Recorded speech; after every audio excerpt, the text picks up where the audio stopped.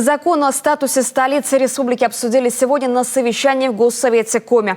По мнению парламентариев, перед его принятием необходимо учесть все правовые и финансовые аспекты, а также изучить практику других регионов. Статус столицы поможет привлечь соответствующее финансирование, которое будет дополнительно выделяться из республиканского бюджета, а также позволит оперативно решать задачи, стоящие перед Сыктывкаром.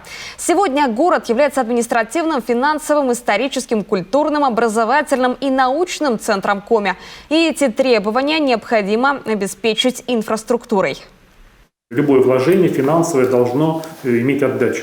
То есть это или, соответственно, обновленные школы, инфраструктура, сады, может быть, спорт, объекты культуры. Но если мы говорим, что действительно идет миграция населения республики, и мы хотим все-таки, чтобы они оставались в республике, я имею в виду северные какие-то города, районы, то, конечно, они должны в случае сравнения с другими регионами смотреть, что действительно в столице нашей республики условия не хуже, а где-то лучше.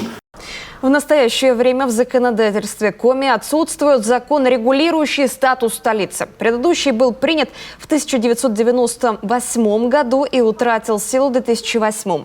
В феврале этого года по поручению главы региона была создана рабочая группа по подготовке проекта регионального закона.